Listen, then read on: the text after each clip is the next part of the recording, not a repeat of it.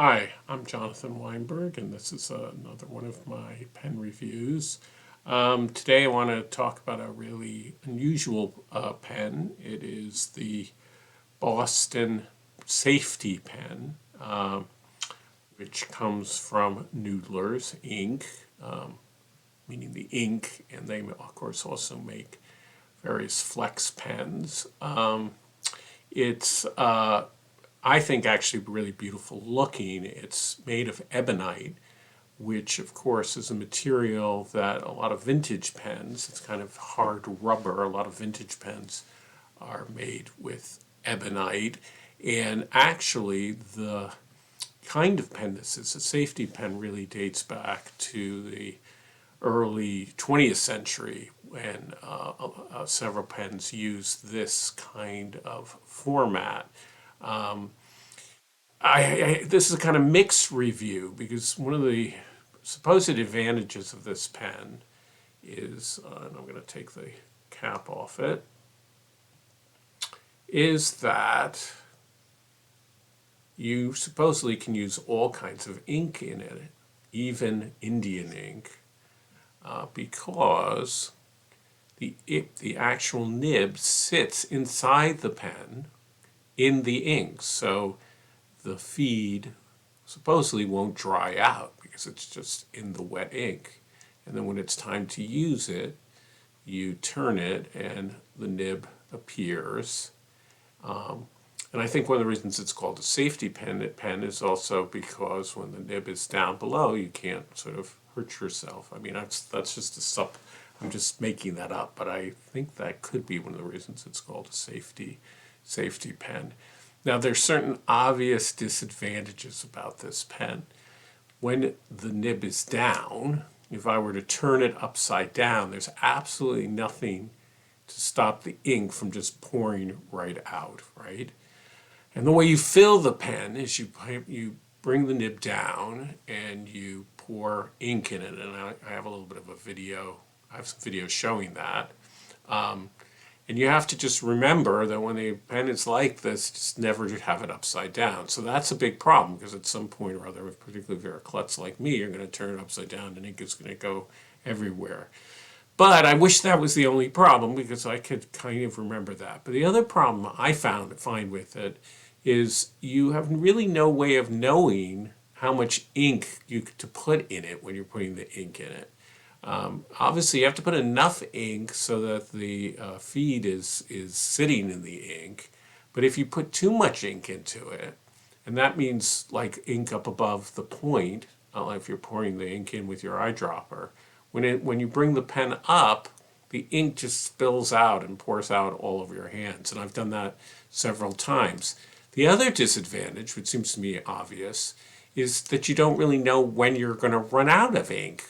So, and since the whole point of the pen is that there has to be enough ink in it so that the pen doesn't dry out, that seems to me to be a really bad problem. So what is good about it? Well, I suppose if you are very careful and you figure out how much ink it uses and you're careful with that, that could be helpful. I mean, I personally have not really, put traditional Indian ink in it. To try that out, right now I have platinum carbon ink, which I use a lot for drawing.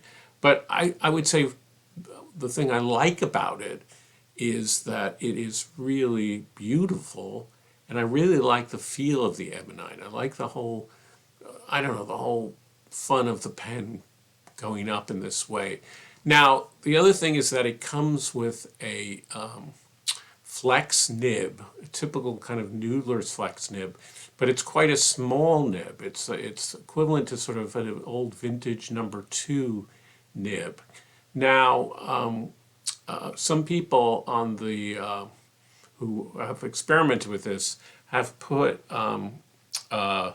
nibs in it, vintage nibs, and have had really great luck with this. So Mark Kumpenetz, I'm not exactly sure how to pronounce his last name, but I'll put a link into his wonderful videos about using pens to draw with. He's become a friend and he just gives wonderful advice. he's had a lot of luck putting vintage nibs onto this pen and really likes using it in that way. Um, I have tried it with a few nibs that I have. I don't. The problem is, it's kind of hard. I find it hard to find a number two nib that is reasonably priced. Or if you have a number two Waterman nib, let's say, and it comes with a vintage pen, why not just use the vintage pen? I don't see the advantage of using this, except for, I suppose, if you buy the Indian ink idea. But as I say, I don't really trust this Indian ink idea. There's another reason. If you're drawing with it, with Indian ink in it, and let's say you pause a little bit, the ink could easily dry even as you're drawing. And the other problem is, how much ink does it have to, I keep coming back to this, how much ink does there have to be in the barrel in order for the nib to be so wet that it isn't going to dry out? I don't know. It just doesn't seem to be an ideal solution for that. That said, as I said, I enjoy writing with it. The nib, I've had some frustration with it. When it's drying well, when it seems to be full of ink, I find it actually quite nice. It has a bit of flex to it. It's not a full flex nib.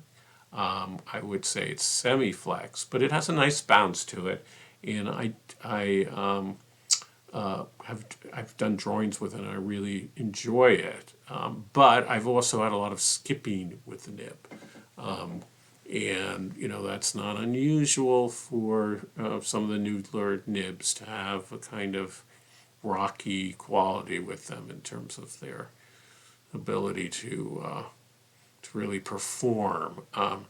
So this is a kind of mixed review. It was $61, so it's not a totally cheap pen. And I have to say, I love the fact, I don't know why, but I really enjoy the fact that the nib goes up and down. And there's something about it, the whole way in which it works. You seal the pen. And I have to say, when you have enough ink in it, and I've had it, put away for like a week, I open it up, it does still write, but you'll see, I think, when I do my drawing sample, that you can tell that it skips a little bit. Anyway, that's my reaction to it. So it's kind of a mixed review. I'm going to end with a writing sample where you'll see that it actually skips a little bit in the writing sample. And then I'm going to do a drawing of the actual famous in Connecticut, because I'm from Connecticut, the Charter Oak Tree.